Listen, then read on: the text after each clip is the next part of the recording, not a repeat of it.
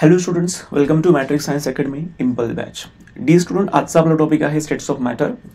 जसं हे तुम्हाला मी रेकॉर्डिंग अवेलेबल करून देतोय. Okay, so because of technical reason we are not able to go live. So status of मॅटरला आपण सुरुवात करूया विदाउट वेस्टिंग टाइम. बघा, स्टेट्स ऑफ मॅटरमध्ये सगळ्यात पहिला जो टॉपिक आपल्याला कव्हर करायचा आहे दॅट इज इंटरमोलेक्युलर फोर्सेस. बघा, दोन ॲटम्स असतील किंवा दोन मोलेक्युल्स असतील, when they are in contact with each other there is a some attractive forces develop. Yes no. मग त्या अट्रॅक्टिव्ह फोर्सेसला आपण जनरली बोलतो इंटरमोलिक्युलर फोर्सेस. सो हे इंटरमोलिक्युलर फोर्सेस कुठले कुठले असतात? Number 1 it is dipole dipole interaction. Number 2 dipole induced dipole interaction, ion dipole interaction, London dispersion force which is also called as van der Waals force, and then hydrogen bonding. तो या सगळ्या attractive फोर्सेसचं आपल्याला discussion करायचं आहे. याच्यावरती पण तुम्हाला PYQs solve करता येतात. ओके, काही क्वेश्चन विचारले याच्यावरती. सो त्याच्यामध्ये सगळ्यात पहिला मी डिस्कस करतोय dipole dipole interaction. Actually dipole dipole interaction हे कोणामध्ये होतं असतं, हाच पहिला क्वेश्चन आहे. क्वेश्चन आला तर क्वेश्चन कसेल की in which of the following there is a existence of dipole dipole interaction. तर लक्षात घ्या, सगळ्यात बेसिक पॉईंट असं आहे की डायपोलचा अर्थ कळला पाहिजे. मला सांगा, समजा मी इथे दाखवला आहे HCl दाखवला आहे. तर मला सांगा, as compare to hydrogen chlorine is more electronegative, आणि इलेक्ट्रोनिगेटिव्ह असल्यामुळे electron pair get shifted towards chlorine because of high electronegativity. आणि याच्यामुळे होतं कसं, याच्यामुळे असं होतं की या बॉन्डमधली जी इलेक्ट्रॉनची पेअर आहे, या बॉन्डमधली इलेक्ट्रॉनची pair, this electron pair get shifted more towards chlorine side. आणि याच्या रिझनमुळे होतं असं की H आणि Cl मध्ये आपण असं म्हणू शकतो की या ठिकाणी क्लोरीनकडे येतो पार्शल निगेटिव्ह चार्ज आणि हायड्रोजनकडे असणारे पार्शल पॉझिटिव्ह चार्ज. म्हणजे या मॉलिक्युलमध्ये पोलॅरिटी डेव्हलप झालेली आहे. ओके, सो जे पोलर मॉलिक्युल असतात, जे पोलर मॉलिक्युल आहेत, आपण असं म्हणू शकतो की त्यांच्यामध्ये पॉझिटिव्ह निगेटिव्ह पोल फॉर्म झालाय. पॉझिटिव्ह निगेटिव्ह पोल आहे म्हणजे दोन पोल फॉर्म झाले. सो पोलर मॉलिक्युलमध्ये काय प्रेझेंट असतं, तर पोलर मॉलिक्युलमध्ये डायपोल प्रेझेंट असतं. मग समजा मी असं एक स्ट्रक्चर दाखवलं, HCl दाखवलाय, HClच्या शेजारी अजून एक HCl दाखवलाय. आता या केसमध्ये बघा, समजा मी इथे दाखवलं असं की या HClच्या शेजारी जेव्हा तुम्ही दुसरा HClचा मॉलिक्युल इथं रिप्रेझेंट केलाय, याचा अर्थ एका डायपोलच्या शेजारी दुसरं डायपोल आपण प्रेझेंट केलंय. सो मला एक सांगा, यांच्यामध्ये जे इंटरॅक्शन होतंय ना, यांच्यामध्ये जे काही अट्रॅक्टिव्ह फोर्स डेव्हलप झालाय, या अट्रॅक्टिव्ह फोर्सला आपण काय म्हणतो? This attractive force is called as dipole dipole interaction. एकदम बेसिक पॉईंट आहे. डायपोल डायपोल इंटरॅक्शन हे पोलर मॉलिक्युलमध्ये होतं. दोघंही मॉलिक्युल पोलर असणं गरजेचं आहे. पोलर असतील तर त्यांच्यामध्ये डायपोल क्रिएट होईल. आणि पोलर ते तेव्हाच होतात जेव्हा there is a electronegativity difference between atoms. Hydrogen electropositive आहे, क्लोरीन इलेक्ट्रोनिगेटिव्ह आहे. ठीक आहे, हे झालं dipole dipole interaction. After that second interaction is dipole induced dipole interaction. बघा, हे इंड्यूस्ड डायपोल आहे. याचा अर्थ काय माहिती का? So suppose there is a one polar molecule. या ठिकाणी एक पोलर मॉलिक्युल आहे. सपोज मी पोलर मॉलिक्युल असं दाखवलं आहे, this is polar molecule. Okay, आणि याच्या शेजारी एक असा मॉलिक्युल आहे जो की आहे non polar molecule. This is non polar molecule. आता होतं काय की या पोलर मॉलिक्युलच्या कॉन्टॅक्टमध्ये जेव्हा हा नॉन पोलर मॉलिक्युल येतो, सो स्लोली नॉन पोलर मॉलिक्युलमध्ये सुद्धा पोलॅरिटी डेव्हलप होते, जे मी ते खाली दाखवतो. बघा, हा पोलर ॲज इट इज आहे, त्याला कुठलाही काही फरक पडणार नाही. पण जो शेजारचा नॉन पोलर होता त्याच्यामध्ये सुद्धा हळूहळू पोलॅरिटी डेव्हलप झाली आहे. तो आधीपासून पोलर नव्हता, पण तो पोलरच्या कॉन्टॅक्टमध्ये, हा नॉन पोलर मॉलिक्युल पोलरच्या कॉन्टॅक्टमध्ये राहिल्यामुळे दोघांमध्ये, याच्यामध्ये आधीपासून तर पोलॅरिटी होतीच, पण याच्यामध्ये पण पोलॅरिटी डेव्हलप झाली. So polarity is developed in non polar molecule Wien it is in contact with polar molecule. आता पोलॅरिटी डेव्हलप झाली म्हणजे ऑब्व्हियसली यांच्यामध्ये काही ना काही अट्रॅक्टिव्ह फोर्स डेव्हलप होणार आहे. मग या अट्रॅक्टिव्ह फोर्सला आपण बोलणार दिस इज कॉल्ड ॲज डायपोल. आणि त्याच्या शेजारचा जो मॉलिक्युल आहे, ज्याच्याकडे स्वतःचा डायपोल नाही आहे पण ते आता क्रिएट झालंय फोर्सफुली, त्याला आपण बोलतो induced dipole interaction. So this type of interaction is shown by which type of molecule? Polar and non polar. For example, मी इथे सपोज एक वॉटर मॉलिक्युल दाखवला आहे की जो आहे पोलर. वॉटर मॉलिक्युलच्या शेजारी सपोज मी असं मेन्शन केलं की देर इज अ बेन्झिन मॉलिक्युल. मला सांगा, वॉटर कसं आहे? पोलर. बेन्झिन कसं आहे? नॉन पोलर आहे. सो बिकॉज ऑफ वॉटर, बेन्झिनमध्ये पण पार्शली पोलॅरिटी डेव्हलप होणार. सो या इंटरॅक्शनला आपण काय बोलतो? Dipole induced dipole interaction. तिसरं इंटरॅक्शन आहे आयन डायपोल इंटरॅक्शन. बघा, आयन डायपोल इंटरॅक्शनमध्ये काय होतं? फॉर एक्झाम्पल, जर मी इथे असे दोन कंटेनर घेतले आणि या दोघंही कंटेनरमध्ये आपण सपोज एखादं सॉल्ट ॲड केलं, डिझॉल्व्ह केलं. For example NaCl. मला सांगा, NaCl when added into aqueous medium it produces ions Na+ and Cl-. आता हे जे आयन्स आहेत ना, हे दोघं सेपरेट होण्यामागे रिस्पॉन्सिबल कोण आहे? Water molecule. हे वॉटर मॉलिक्यूल दोघं आयनला काय करतात? सेपरेट करतात. मग हे दोघंही ions, that is cations and anion, how they interact with water. सगळ्यात महत्त्वाचा पार्ट की वॉटरचं नेचर तुम्हाला माहिती की वॉटर हे स्वतः जे कसं आहे ते कसं आहे? पोलर नेचरचं आहे. मग या केसमध्ये पोलर सोबत हे आयन्स कसं बिहेव करतात? फॉर एक्झाम्पल समजा मी इथे दाखवलंय Na+ बाबतीत, इथे मी सपोज दाखवलंय Na+च्या बाबतीत. H2चा मॉलिक्यूल आपण जनरली शो कसं करतो? This is H2 molecule, bend shape आहे. यातला जो हायड्रोजन असतो तो पॉझिटिव्ह साईड आहे आणि ऑक्सिजन कसं आहे? निगेटिव्ह साईड आहे. ऑक्सिजनची निगेटिव्ह साईड आहे, हायड्रोजन कसे असतात? पॉझिटिव्ह आहे. तर आता हा H2 मॉलिक्यूल जेव्हा या Na+च्या आउटसाईडला असतो तर बघा तो मॉलिक्यूल रिप्रेझेंट कसा करायचो? सोडियम पॉझिटिव्ह असल्यामुळे वॉटर मॉलिक्यूलचा निगेटिव्ह पार्ट त्याच्याकडे अट्रॅक्ट होणार आणि हायड्रोजन असे आउटसाईडला असतील, जेणेकरून या निगेटिव्हमध्ये आणि पॉझिटिव्हमध्ये काय होतंय? इंटरॅक्शन होते. सेम असे आपण नंबर ऑफ H2 दाखवू शकतो. सपोज मी 2-3 H2चे मॉलिक्यूल रिप्रेझेंट केले, असे आपण 2-3 मॉलिक्यूल दाखवले. सपोज डायग्राम केअरफुली ऑब्झर्व करा. ओके, सो हा जो इकडचा जो मॉलिक्यूल दाखवला आपण, दिस इज ऍक्च्युअली पोलर मॉलिक्यूल ना, दिस इज पोलर मॉलिक्यूल. या पोलर मॉलिक्यूलचं इंटरॅक्शन कोणासोबत होते? एका आयन सोबत होते. येस नो, असं आपण प्रत्येक ठिकाणी शो करू शकतोय. So this is a interaction between ion and molecule which consist of dipole. असा मॉलिक्यूल जो पोलर आहे, ज्याच्यामध्ये डायपोल आहे, त्या मॉलिक्यूलचं इंटरॅक्शन एका आयन सोबत होतंय. मग त्या इंटरॅक्शनला आपण काय बोलतो? Ion dipole interaction. This interaction is called as ion dipole interaction. इथे सुद्धा ते इंटरॅक्शन होणार आहे. जर समजा पॉझिटिव्हच्या बाबतीत आपण असे इंटरॅक्शन दाखवलंय. इन केस ऑफ Cl-, हे Cl- कशा वेळी दाखवावं लागेल बघा. जर क्लोरीन सुद्धा निगेटिव्ह आहे तर वॉटरचा ऑक्सिजन तर क्लोरीनकडे येणार नाही, बिकॉज निगेटिव्ह रिपल्शन होईल. मग हा H2 मॉलिक्यूल काय होणार? असा टर्न करणार, म्हणजे हायड्रोजन आता इनसाइडला दाखवावं लागणार, ऑक्सिजन आउटसाइडला दाखवावं लागणार, जेणेकरून बघा इंटरॅक्शन एक्झॅक्टली कोणामध्ये होतंय? इंटरॅक्शन एका आयनमध्ये होतंय आणि एका पोलर मॉलिक्यूलमध्ये होणार आहे. ते आपण इथे शो करतोय. ओके, समजा मी असं H2 नंबर ऑफ H2 दाखवले.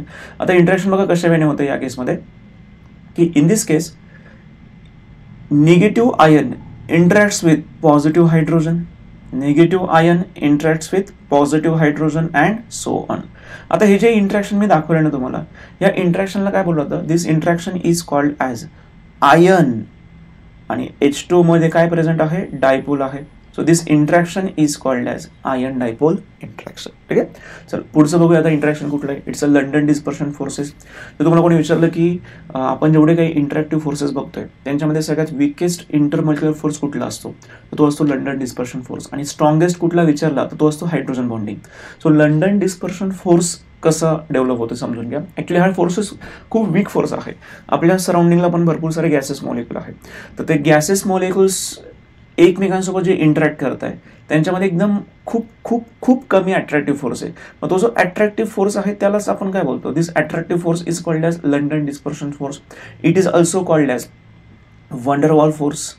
It is also called as Van der Waals force. Okay, so which of the following is a weakest attractive force? तर तुम्हाला आन्सर टिक करायचं आहे वंडरवॉल फोर्स और we can also called as a London dispersion force. So आता या केसमध्ये बघा, समजा मी एक हा फोर्स नेमका कोणामध्ये असतो? पोलरमध्ये असतो की पोलर नॉन पोलरमध्ये असतो की नॉन पोलरमध्ये असतो? The correct answer is non polar.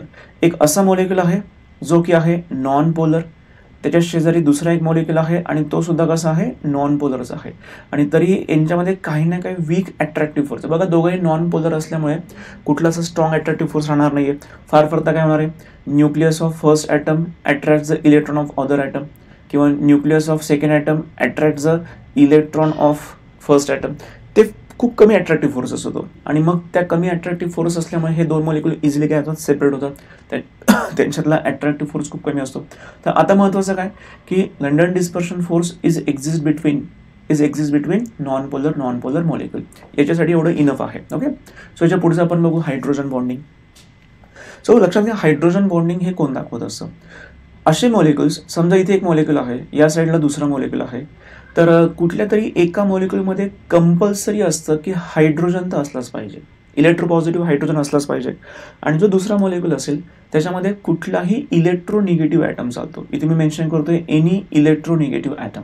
आता इलेक्ट्रोनिगेटिव्ह ॲटम जनरली कुठले असतात? इलेक्ट्रोनिगेटिव्ह ॲटममध्ये जनरली हॅलोजन्स असतात, जे की आहे फ्लोरीन, क्लोरीन, ब्रोमीन आहे, आयोडीन आहे, त्यानंतर इलेक्ट्रोनिगेटिव्ह ॲटम ऑक्सिजन आहे, ऑक्सिजन नंतर मग नायट्रोजन असणार आहे, सल्फर पण असणार आहे. सो ही जी सिरीज आहे हे सगळे इलिमेंट्स आहे, यांना बोलतो आपण इलेक्ट्रोनिगेटिव्ह ॲटम. बघा for example me ammonia molecule दाखवला.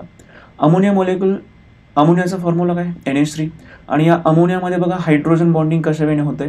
तर सपोज मी इथे दाखवलं आहे nitrogen and this is surrounded by 3 hydrogen atom, असं मी NH3 सपोज इथे दाखवलं. आता होतं काय बघा, 1 ammonia molecule how interacts with another ammonia molecule. This is second ammonia molecule दाखवते इथे.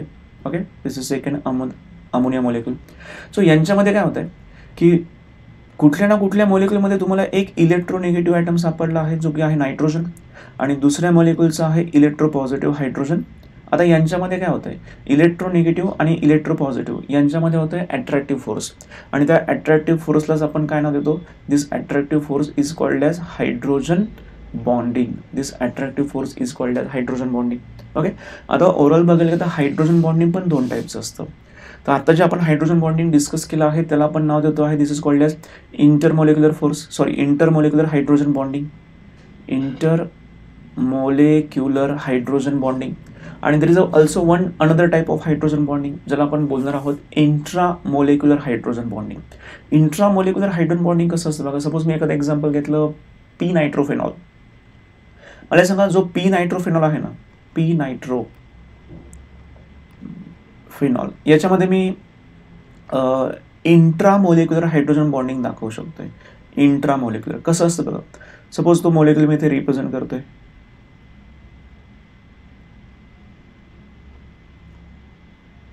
इथे मी दाखवला आहे फेनॉलचा OH ग्रुप, आणि इथे दाखवलं आहे पी मध्ये होणार नाही, सॉरी आपल्याला ते काय घ्यावं लागेल, O नायट्रो घ्यावं लागेल. पी मध्ये दाखवता येणार नाही because they are far away from each other. इथे आपण घेतला O नायट्रो. सो इथे मी नायट्रो ग्रुप दाखवतोय, double bond O, single bond O minus. बघा आता काय होतं माहिती का, इथे जर तुम्ही बघितलं की देर is a formation of hydrogen bonding between 2 molecules. In this case there is a formation of hydrogen bonding between 2 molecules. So म्हणून आपण त्याला म्हणतो इंटरमॉलिक्युलर हायड्रोजन बॉन्डिंग. बट इथे बघा विदिन द मॉलिक्यूल, एकाच मॉलिक्यूलमध्ये काय होतंय, हायड्रोजन बॉन्डिंग होतंय. हे हायड्रोजन बॉन्डिंग बघा असं दाखवतोय आपण या केसमध्ये. So in this case within the molecule, एकाच मॉलिक्यूलमध्ये इलेक्ट्रोनिगेटिव्ह ऑक्सिजन अँड इलेक्ट्रोपॉझिटिव्ह हायड्रोजन यांच्यामध्ये काय झालंय, अट्रॅक्टिव्ह फोर्स डेव्हलप झालाय. मग या अट्रॅक्टिव्ह फोर्सला सुद्धा आपण नाव देतो हायड्रोजन बॉन्डिंग. पण हे कुठल्या टाईपचं हायड्रोजन बॉन्डिंग आहे, this is called as intramolecular hydrogen bonding. ठीक आहे, हे झाले आपले टोटल 5 इंटरमोलिक्युलर फोर्सेस.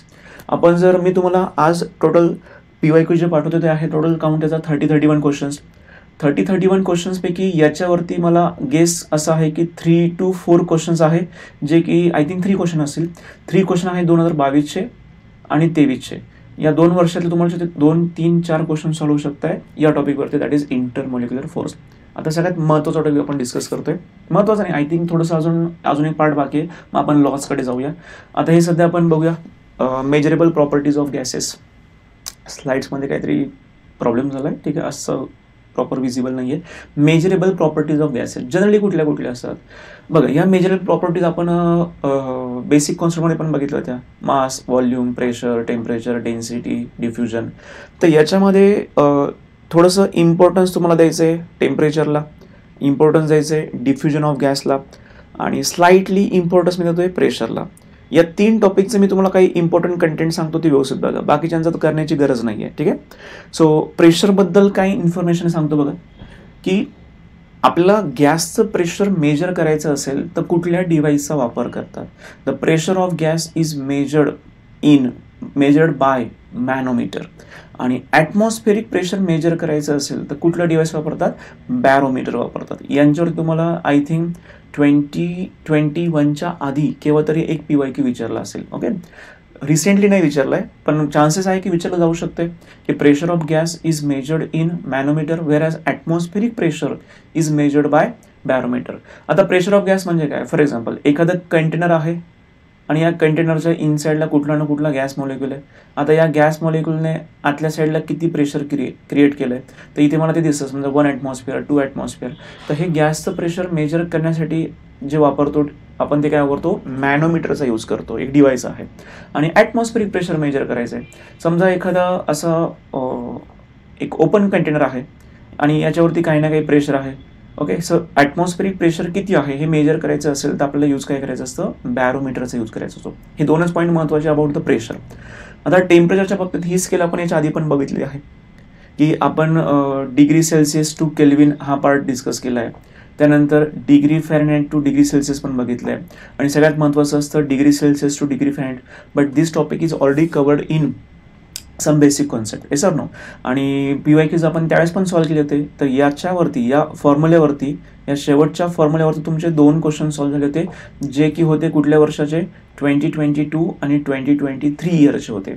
हा शेवटचा जो फॉर्म्युला आहे ना, हा आपल्याला यूज करायचा होता. ठीक आहे. त्यामुळे आत्ता या फॉर्म्युल्यावरती खूप काही विशेष डिस्कशनचा पार्ट नाही. Degree Fahrenheit is equal to 9/5 into degree Celsius plus 32 अशा पद्धतीने आपण सॉल्व्ह करतो. ठीक आहे.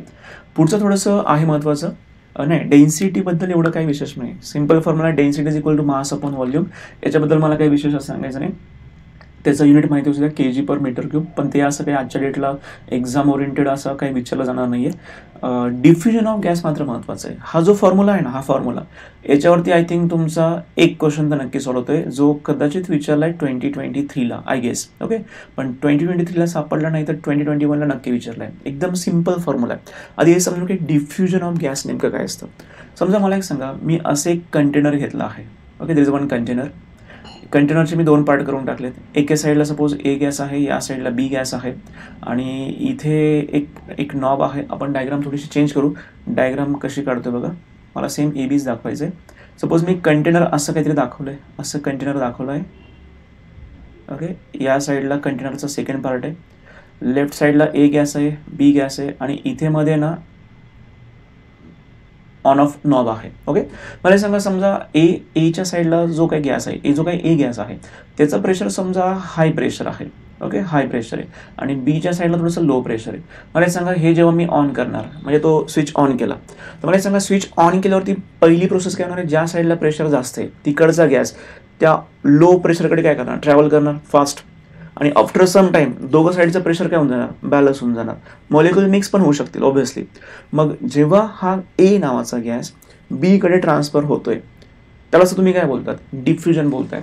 पण हा A नावाचा गॅस कम्प्लिटली B पर्यंत ट्रान्सफर होण्यासाठी काहीतरी टाइम लागतो, आपल्याला काहीतरी वेळ लागतो. आणि ही प्रोसेस होत असताना प्रेशर पण इक्वल होणं गरजेचं दोघं साईडला. तर यांचं आपण काही रेशोमध्ये कन्व्हर्जन केलं आहे. मग रेट ऑफ डिफ्युजन कसं काढतात बघा. Rate of diffusion is equal to volume of gas diffused. इकडच्या साईडला तुम्ही किती व्हॉल्यूम घेतला आहे, 1 लिटर, 2 लिटर, 20 लिटर. तुम्ही समजा घेतला आहे 25 डेसिमीटर क्यूब. ओके, 25 तुम्ही लिटर हा त्याचा व्हॉल्यूम घेतला आहे. ऑब्व्हियसली व्हॉल्यूम पण गरजेचं आहे की किती व्हॉल्यूम घेतला आहे. व्हॉल्यूम खूप कमी असेल तर रेट कमी असणार आहे, व्हॉल्यूम जास्त असेल तर रेट पण जास्त असेल. Volume of gas diffused upon time taken for diffusion. बघा, मला सपोज कळलं की 25 DM³ हा त्याचा व्हॉल्यूम आहे. मी स्टॉपवॉच ऑन केलं आहे, तिथलं स्विच पण ऑन करून दिलं. मला असं कळलं की आफ्टर 10 सेकंड डिफ्युजन काय झालं, स्टॉप झालं. मग मी 20 DM³ 10 सेकंडने काय करणार, डिवाइड करणार. तेव्हा जाऊन मला काय भेटणार, रेट ऑफ डिफ्युजन. तर याच्यावरती एक PYQ तुम्हाला विचारला, एकच PYQ विचारला आहे मागच्या 2 वर्षामध्ये. सो व्हॉल्यूम तुम्हाला गिवन असणार आहे, टाइम पण तुम्हाला गिवन असणार आहे. तर काय शोधायचं आहे, रेट ऑफ डिफ्युजन काढायचं. Okay, which is express in either centimeter per second किंवा DM³ per second. Okay, so rate of डिफ्युजनला इम्पॉर्टन्स द्यायचं आहे आपल्याला. आता काही लॉज चालू करतोय बघा. ऑलमोस्ट या चॅप्टरचा जो मेन हार्ट आहे तो आहे गॅस लॉज. याच्यामध्ये बॉइल्स लॉ, चार्ल्स लॉ, हे 2 महत्त्वाचे लॉ खूप महत्त्वाचे. आणि त्याच्या पलीकडे आपण बाकीचे पण लॉज बघूया. आयडियल गॅस इक्वेशन आहे, शेवटी एक आहे राऊल्स लॉ, ते पण महत्त्वाचं आहे. तर बघूया आपण 1 बाय 1 स्टडी करू. सगळ्यात पहिला आपला जो लॉ आहे that is Boyle's law. He diagram carefully observe करा. तुम्ही बघू शकताय की डायग्राममध्ये तुम्हाला इनिशियली दिसतंय की एक पिस्टन दिसतोय. इनसाइडला आपण इथे काहीतरी गॅस मॉलिक्यूल घेतले आहे आणि आपण अप्लाय काय करणार, वरच्या साईडने प्रेशर अप्लाय करतोय आपण. हा त्याचा इनिशियल व्हॉल्यूम पण आपण मार्क करून घेतलाय. So this is the initial, इथे मार्क केलं बघा. हा त्याचा काहीतरी व्हॉल्यूम आपण दाखवलाय. आता वरच्या साईडने मी अप्लाय काय करतोय, प्रेशर अप्लाय केलं. मला सांगा प्रेशर अप्लाय केलं तर काय कमी होत चाललंय, व्हॉल्यूम कमी होत चाललंय. अजून प्रेशर अप्लाय केलं, अजून काय कमी झालं, व्हॉल्यूम कमी झालं. सो प्रेशर जेवढं अप्लाय करणार तेवढं व्हॉल्यूम काय होणार, कमी कमी होणार. याचा अर्थ आपण असं म्हणू शकतो का की प्रेशर तुम्ही इन्क्रीज केलं तर व्हॉल्यूम काय झाला, डिक्रीज झाला. याचा अर्थ हे दोन पॅरामीटर्स इन्व्हर्सली प्रोपोर्शनल आहे. तुम्ही असं म्हणू शकता pressure is inversely proportional to volume किंवा volume is inversely proportional to pressure. पण ही सगळी प्रोसेस चालू असताना तुम्हाला टेम्परेचर मात्र मेंटेन करायचे ॲट कॉन्स्टंट टेम्परेचर. सो आपण काय सांगू शकतोय, pressure of given mass of gas is inversely proportional to volume at constant temperature. किंवा हे असं पण सांगू शकतोय volume of gas is inversely proportional to pressure. हे पण सांगणार आहे. याला थोडं सिम्प्लिफाय करू आपण. सिम्प्लिफाय कसं केलं बघा की as pressure is inversely proportional to volume, हे प्रोपोर्शन काढून टाकलं, कॉन्स्टंट के टाकला, सिम्प्लिफाय केलं, P V is equal to K मिळालं. जर मला P V is equal to K मिळालं असेल तर याचा अर्थ मी असं लिहू शकतोय की इनिशियल स्टेपला P1 V1 is equal to K असेल, मग काहीतरी प्रोसेस झाली, एक्सपान्शन झाली असेल तर तुम्हाला P2 V2 is equal to K मिळालं असेल. So P1 V1 is equal to K असेल, P2 V2 is equal to K असेल, तर दोघं इक्वेशनचा यूज करून दोघांची राईट हँड साईड सेम आहे तर दोघांची लेफ्ट हँड साईड सुद्धा same. So from this equation I can write P1 V1 is equal to P2 V2. So आता मागचं काय कामाचं, तुमच्या मागचं काही कामाचं नाही. सगळ्यात महत्त्वाचं इक्वेशन हे कामाचं आहे, जे सगळ्यात शेवटी मी दाखवलंय. सो हा पॉईंट तुमच्यासाठी सगळ्यात महत्त्वाचा आहे. तुम्ही त्याचं कुठलं लॉ लक्षात ठेवू नका किंवा काही असं विशेष काही तुम्हाला लक्षात ठेवण्याची गरज नाही आहे की स्टेटमेंट काय आहे वगैरे, हे काही विशेष महत्त्वाचं गरज नाही. महत्त्वाचं काय आहे तर हे तुम्हाला हे equation P1 V1 is equal to P2 V2 point येतो लक्षात मी काय सांगतोय. सो आता हे इक्वेशन नोट करा. P1 V1 is equal to P2 V2. P1 is initial pressure, P2 is final pressure, V1 is initial volume, V2 is final volume. This is very basic term. Second law आहे Charles law. आता diagram carefully observe करा. Diagram carefully observe करा. तुम्ही बघताय की initially volume काहीतरी आहे गॅसचा, इनिशियल काहीतरी व्हॉल्यूम आहे आणि आउटसाईडने असणारं प्रेशर कॉन्स्टंट ठेवले तुम्ही. आउटसाईडनं असणारे प्रेशर कसे कॉन्स्टंट आहे, ते प्रेशर आपण कमी असं करत नाहीये. पण अशा कंडिशनला या कंटेनरला मी काय केलं, हीट केलं सपोज, म्हणजे मी टेम्परेचर वाढवलं. टेम्परेचर वाढलं तर काय होतं, आतल्या साईडला कोलिजन वाढतो आणि इनडायरेक्टली व्हॉल्यूम पण वाढतो. सो इथे आपण असं दिसतंय की हा गॅसचा व्हॉल्यूम जो चेंज झालाय किंवा जो काही इन्क्रीज झालाय तो कशामुळे इन्क्रीज झालाय, by increase in temperature. So temperature वाढलं तर गॅसचा व्हॉल्यूम वाढतोय. समजा आपण रिलेशन सांगू शकतो ना की हा व्हॉल्यूम कशावर डिपेंड आहे, टेम्परेचरवर डिपेंड आहे आणि डायरेक्टली प्रोपोर्शनल आहे की टेम्परेचर इन्क्रीज केलं तर गॅसचा व्हॉल्यूम वाढला ना. So it is directly proportional. So according to Charles law volume of given mass of gas is directly proportional to temperature at constant pressure. मग या इक्वेशनला आपण थोडं सिम्प्लिफाय करू. सिम्प्लिफाय कसं केलं बघा. Volume is directly proportional to temperature, हे sign remove करून कॉन्स्टंट टाकलाय, रिअरेंज केलंय, V/T इज इक्वल टू के आलं. मग सेम जसं आपण बॉईस लॉमध्ये बघितलं होतं की PV इज इक्वल टू के होतं, आपण लिहून टाकलं P1 V1 is equal to P2 V2. तसं आता V/T इज इक्वल टू के आहे, म्हणजे आपण असं दाखवू शकतो की V1/T1 is equal to K and V2/T2 is also equal to K. दोघं इक्वेशनची राईट हँड साईड सेम आहे, त्याचा अर्थ आपण LHS पण सेम सांगू शकतोय.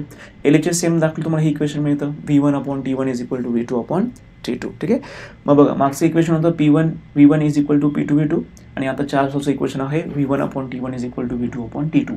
हे सेकंड मोस्ट इम्पॉर्टंट इक्वेशन आहे. ओके, याच्या पलीकडे कुठला सीटला क्वेश्चन विचारला जाणार नाहीये. नेक्स्ट गॅल-ल्यूसॅक्स लॉ आपल्याला बघायचं आहे. सो गॅल-ल्यूसॅक्स लॉची डायग्राम केअरफुली ऑब्झर्व करा. तुम्ही चेक करा की वरच्या साईडला मास आधी फक्त मी 2च दाखवलं होतं, नंतर दिसतंय की मास वाढलेला आहे, नंतर अजून दिसतंय की मास वाढतंय. आता हे मास वाढल्यावरती तर पिस्टन खाली जायला पाहिजे होता, पण तो पिस्टन खाली गेलाच नाहीये. त्याचा व्हॉल्यूम चेक करा, आपण मेंटेन केलाय. याचा जो व्हॉल्यूम आहे मेंटेन नाही केला, मेंटेन झाला डायरेक्टली. व्हॉल्यूम चेक करा. प्रत्येक केसमध्ये व्हॉल्यूम तुम्हाला कसं सापडतोय, सेमच सापडतोय. व्हॉल्यूम बदलला आहे का नाही, पण वरतून साईडने प्रेशर तर चेंज झालं होतं. सो मला सांगा, जेव्हा मी आतल्या साईडला काही गॅस मोलेक्युल घेतला होता, गॅस मोलेक्युल घेतल्यानंतर वरच्या साईडने काही ना काही मासेस ठेवले, म्हणजे काहीतरी प्रेशर आहे आणि अशा कंडिशनला मी या कंटेनरला हीट केलं, मी टेम्परेचर वाढवलं. टेम्परेचर वाढल्यावरती काय झालं माहिती का की आतल्या साईडला मोलेक्युल्समध्ये काय झालं, कोलिजन व्हायला सुरुवात झाली. That molecules collides with each other, they also collides with walls of container. आणि हे सगळं झाल्यामुळे आतल्या साईडला काय वाढतंय, कोलिजन वाढल्यामुळे प्रेशर पण वाढतंय. आता मला सांगा, प्रेशर वाढलं तर पिस्टन अपसाईडला गेला असता, त्या प्रेशरचा इफेक्ट आपल्याला ऑब्झर्व झालाच नसता. पण वरच्या साईडने मला व्हॉल्यूम मेंटेन करायचा होता. व्हॉल्यूम मेंटेन करण्यासाठी मला आउटसाईडने, म्हणजे आउटसाईडचा मला आउटसाईड म्हणण्यापेक्षा मला कॉन्स्टंट काय ठेवायचा होता, व्हॉल्यूम कॉन्स्टंट ठेवायचा होता. जर मी व्हॉल्यूम कॉन्स्टंट ठेवला तरच आतमध्ये प्रेशर वाढत आहे. जर मी व्हॉल्यूम चेंज होऊ दिला असता तर आतल्या साईडला प्रेशर वाढलंच नसतं. त्या प्रेशर त्या पिस्टनला काय केलं असतं, अपसाईडला मूव्ह करून दिलं असतं. पण वरतून आपण फोर्स अप्लाय करून ठेवला आहे, काहीतरी मास अप्लाय करून ठेवला आहे, जेणेकरून व्हॉल्यूम मात्र कॉन्स्टंट ठेवला पाहिजे. जर तुम्ही व्हॉल्यूम कॉन्स्टंट ठेवला, टेम्परेचर वाढवलं, तरच आतल्या साईडला प्रेशर वाढतं. आतल्या साईडला प्रेशर कधी वाढतं? नंबर 1 टेम्परेचर वाढवा, नंबर 2 व्हॉल्यूमला कॉन्स्टंट ठेवा. Then and then there is a increase in pressure inside the container.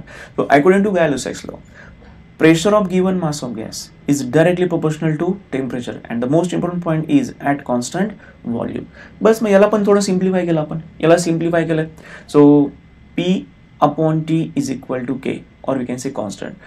In the same way P1 upon T1 is equal to P2 upon T2. So Gay-Lussac's law said that at constant volume pressure of given mass of gas is directly proportional to absolute temperature. एवढं काही विशेष law statement लक्षात ठेवण्याची गरज नाही आहे. Okay, so आता next आहे आणि बहुतेक हा लास्ट असेल ॲव्होगाड्रोज लॉ. ॲव्होगाड्रो लॉवरती आजपर्यंत कधी सीटला क्वेश्चन विचारला नाही आहे, रिसेंटली 2 इयर्समध्ये तरी. ओके, सो ॲव्होगाड्रोज लॉचं कनेक्शन कसं आहे? सिम्पल व्हॉल्यूम्स आणि नंबर ऑफ मोलचं कनेक्शन आहे. बघा याच्यामध्ये काय सांगितलं जातं आहे. According to Avogadro's law, volume of given mass of gas is directly proportional to number of molecules. Okay, असं पण सांगू शकतोय. म्हणजे आपण असं पण म्हणू शकतो की V is directly proportional to number of moles पण म्हणू शकतो आपण. Volume of given mass of gas is directly proportional to number of moles. आणि नंबर ऑफ मोल्सला मी थोडं सिम्प्लिफाय करून घेतलं मोलिक्युल्समध्ये. सो मोल्स इंटू ॲव्होगाड्रोज नंबर घेतलं तर आपल्याला काय मिळतात? मोलिक्युल्स मिळत असतात. सो आपण असं पण दाखवू शकतो. तो इन जनरल हा तर कॉन्स्टंट फॅक्टर आहे, हा कधी बदलणार नाही. म्हणजे डायरेक्टली काय झालं, गॅसचं व्हॉल्यूम कशावर डिपेंड आहे? नंबर ऑफ मोल्सवरती डिपेंड आहे. म्हणजे आपण बोलताना काय बोलतो? Volume is directly proportional to number of moles. एक साधी गोष्ट सांगा, समजा एखादा बलून आहे जो आपल्याला ब्लो करायचा आहे. मी जितके मॉलिक्यूल पास करणार तितकाच मॉलिक्यूल काय होणार? ब्लो होत जाणार आहे. म्हणजे त्या बलूनचा व्हॉल्यूम कशावर डिपेंड आहे? मी किती मॉलिक्युल्स पास करतोय, नाही का? So volume is directly proportional to number of molecules or we can say volume is directly proportional to number of moles. So या इक्वेशनकडे बघून आपण पुन्हा फायनल करू शकतोय. इथे काय फायनल करू शकतोय बघा. So we can write V1 upon N1 is equal to V2 upon N2. चला, हा एक महत्त्वाचा आहे. महत्त्वाचं इन द सेन्स ॲक्च्युअली त्यावेळी क्वेश्चन विचारला नाही, पण इक्वेशन फक्त तयार करून दाखवले. ओके, सो आता याच्यानंतर आपल्याला 3 महत्त्वाचे लॉ कंबाईन करायचे. आपल्याला आयडियल गॅस इक्वेशन डिराईव्ह करायचं आहे. आपल्याला आयडियल गॅस इक्वेशन डिराईव्ह करायचं आहे. आता हे डिराईव्ह करणं म्हणजे कॉलेजच्या एक्झामसाठी महत्त्वाचं असेल, पण CD पॉईंट ऑफ व्ह्यू महत्त्वाचं काय? एकच मिनिट.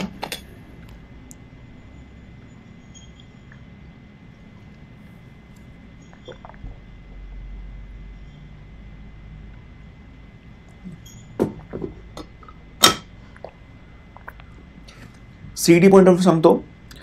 आयडियल गॅस इक्वेशनवरती, इक्वेशन तर सगळ्यांना माहिती, PV is equal to nRT. या इक्वेशनवरती मी तुम्हाला सांगतो की 2022-23 मध्ये किती क्वेश्चन विचारले? 1 2 3 4 5 6 7 क्वेश्चन आहेत न्यूमेरिकल्स. 7 न्यूमेरिकल्स आहेत जे त्याच्यावरती विचारले गेले. या इक्वेशनवरती प्रेशर आहे, व्हॉल्यूम आहे, नंबर ऑफ मोल्स आहे, गॅस कॉन्स्टंट आहे, T आहे, टेम्परेचर आहे. आपल्याला R बद्दल पण बोलायचं आहे की R ची व्हॅल्यू नेमकी काय घ्यायची असते. आरच्या व्हॅल्यू या बॅकच्या प्रॉपर्टीवरती डिपेंड असतात. त्या पण 3 व्हॅल्यूज आहेत, त्या पण तुम्हाला माहिती असल्या पाहिजे. त्यावरती पण जुन्या क्वेश्चन पेपरमध्ये तुम्हाला क्वेश्चन सापडले CDच्या. तर 7 न्यूमेरिकल तुमच्या आज सॉल्व्ह होतील.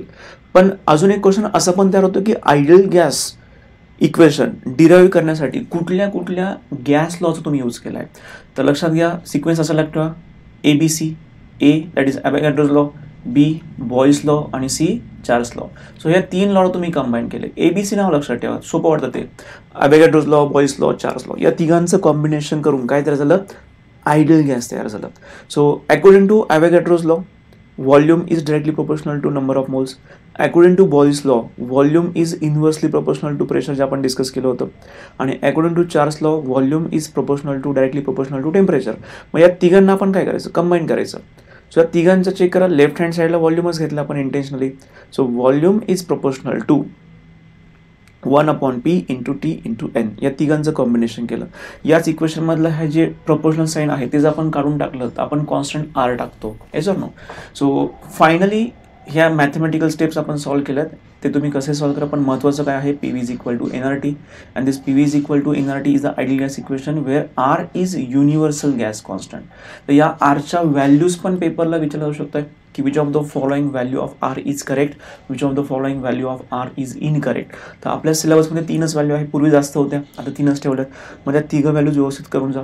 तुम्ही व्हॅल्यू लक्षात ठेवतात पण तुम्हाला त्याचं युनिट्स आठवत नाही की तुम्ही जे आरची व्हॅल्यू घेता. For example 8.314, 0.0821, 1.98 which is nearly taken as 2.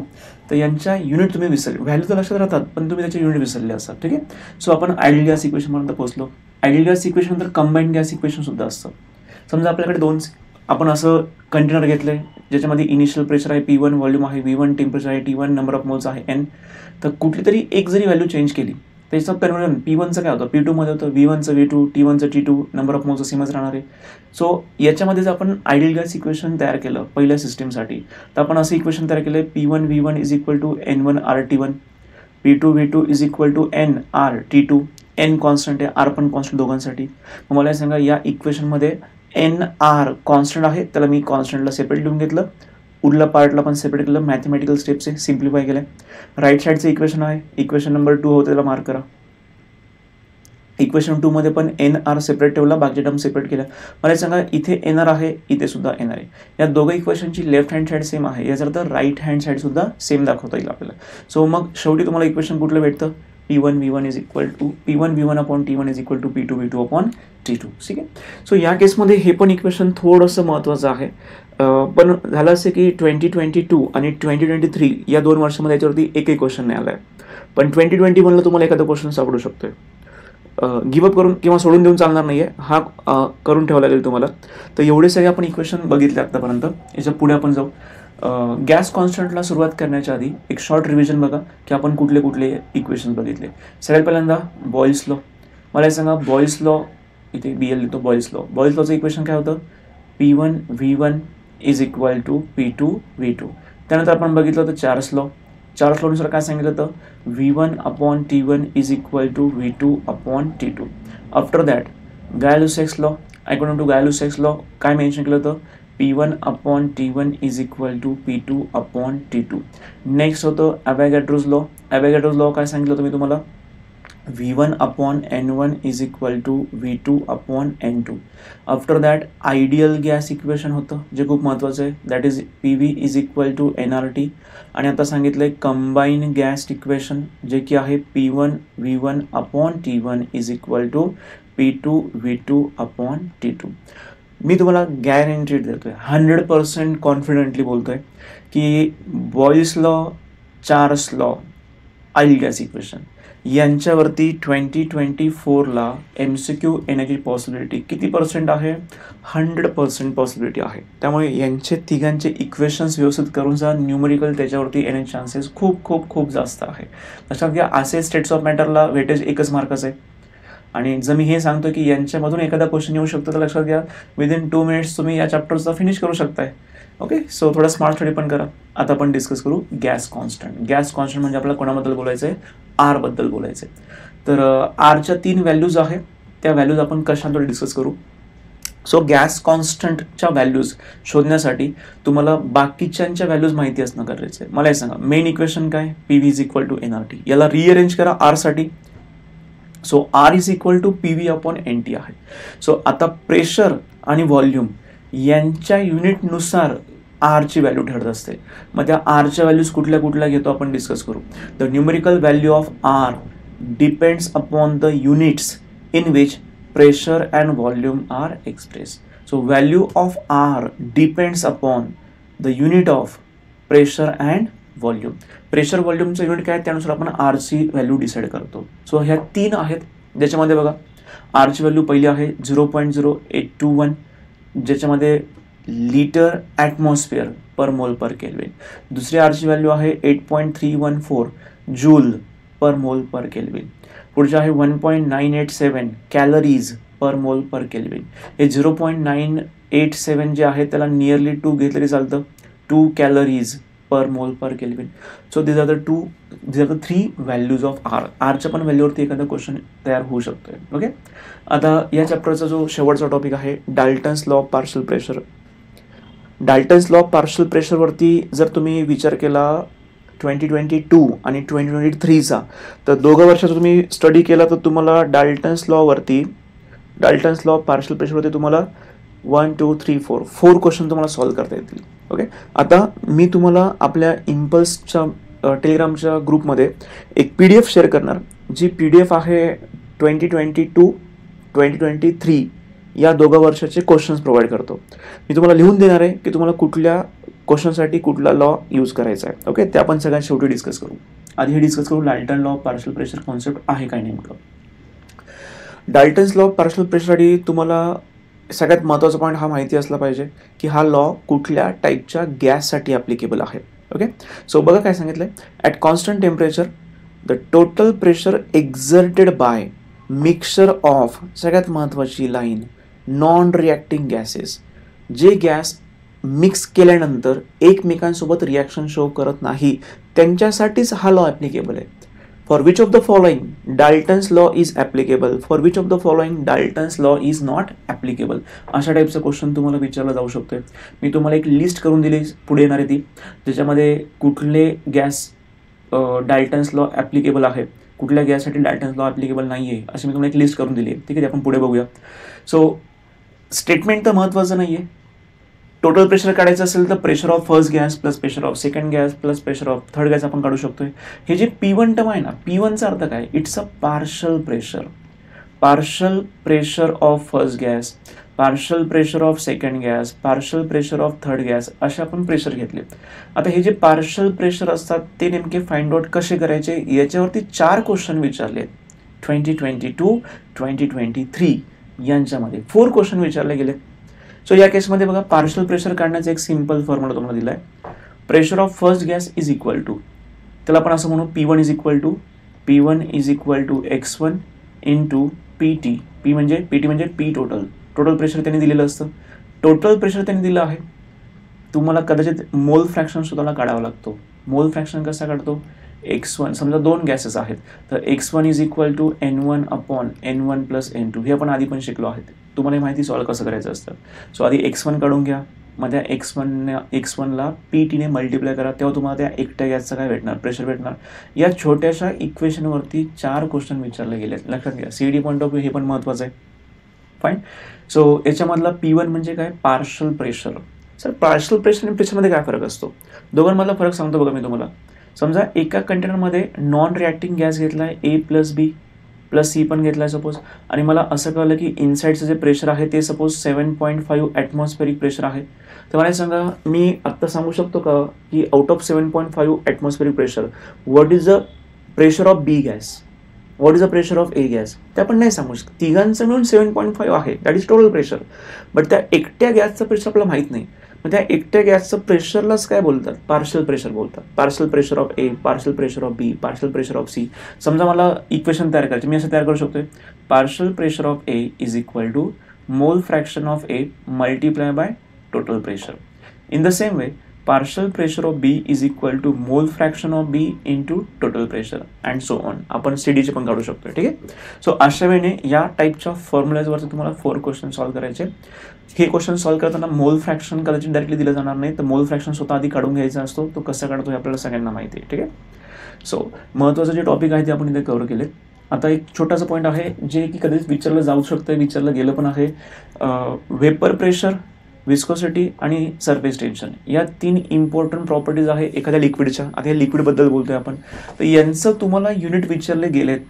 Vapour pressure आपण एक्सप्रेस करताना MM ऑफ मर्क्युरीमध्ये जनरली एक्सप्रेस करतो, ज्याला दुसरा ऑप्शन आपल्याकडे आहे टॉर. सो MCसाठी महत्त्वाचं आहे. विस्कोसिटीचं युनिट आपण दाखवलं आहे, जे SI युनिट आहे न्यूटन पर मीटर स्क्वेअर सेकंड, किंवा दुसरं आहे पॉईज. आणि सरफेस टेन्शनचं युनिट आहे न्यूटन पर मीटर. सो यांचे युनिट्सवरती MCQला क्वेश्चन एक्सपेक्टेड आहे. इनफॅक्ट 2 क्वेश्चन तर विचारले गेले 2022ला आणि 23च्या पेपरमध्ये, जे तुम्हाला आजच्या सॉल्व्ह करायचे. ओके. आणि मी तुम्हाला सांगितलं होतं ना, एक स्लाइड होती यार, ती काढून टाकली वाटते. ठीक आहे, जाऊ दे. तर बघा, हे एवढे सगळे टॉपिक तुम्हाला या चॅप्टरमधून प्रिपेअर करायचे. हे वन शॉट लेक्चर संपल्या इमिजिएटली जी फाईल मी इम्पल्सच्या ग्रुपमध्ये टाकली आहे, तर त्याच्यातले 22-23चे PYQ लगेच सॉल्व्ह करा. तुम्ही हे नोटीस करणार की सगळेचे सगळे न्यूमरिकल्स विचारलेत, बरेच न्यूमरिकल विचारलेत. आउट ऑफ 30 क्वेश्चन्स मी तुम्हाला 30 क्वेश्चन देतोय. आउट ऑफ 30 क्वेश्चन मी तुम्हाला ॲप्रॉक्सिमेटली सांगतोय की 22-23 क्वेश्चन्स हे कन्फर्म न्यूमरिकल्सच आहे. आणि त्या न्यूमरिकल्समध्ये सुद्धा कुठले आहेत, बॉयल्स लॉ, चार्ल्स लॉ आणि आयडियल गॅस इक्वेशन. त्याच्यानंतर हे आत्ता बघितलं आपण आता जे फॉर्म्युला बघितला ना, that is P1 is equal to X1 into P total, याच्यावरती क्वेश्चन विचारले.